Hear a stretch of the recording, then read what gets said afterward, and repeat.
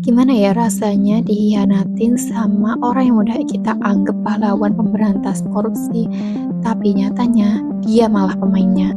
Mantan Jaksa Agung Muda Tindak Pidana Korupsi Kejaksaan Agung atau Jampitsus, Febri Ardiansyah resmi dijadiin tersangka korupsi yang berkaitan dengan tata kelola batubara, PT Asabri, hingga penyelesaian utang anak usaha Krakatau Steel. Tapi muncul pertanyaan baru.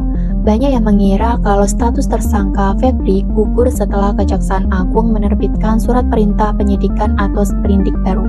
Padahal Kejaksaan Agung sendiri sudah menegaskan kalau status tersangka Febri tetap melekat. Menurut Kepala Pusat Penerangan Hukum Kejaksaan Agung, penerbitan sprindik nomor 43, 44, dan 45 bukan berarti menghapus penetapan tersangka yang sebelumnya dilakukan penyidik Polri. Kenapa secara hukum bisa begitu? Karena sprindik hanyalah dasar administratif yang memberikan kewenangan kepada penyidik untuk melakukan penyidikan. Jadi ketika diterbitkan sprindik baru, bukan berarti perkara dimulai dari nol, apalagi otomatis menghapus status tersangka.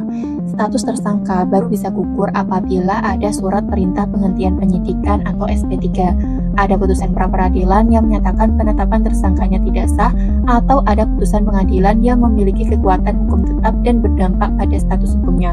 Selama hal-hal itu belum terjadi, maka secara hukum status tersangka tetap berlaku meskipun administrasi penyidikannya mengalami perubahan. Apapun hasil akhirnya nanti, yang diharapin publik itu cuma satu.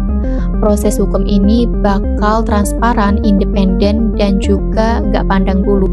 Karena hukum akan kehilangan wibawanya kalau sampai benar-benar tajam ke bawah dan tumpul ke atas. Kalau menurut kalian, apakah proses hukum kasus ini akan dibuka seterang-terangnya? Aku pengen tahu reaksi kalian.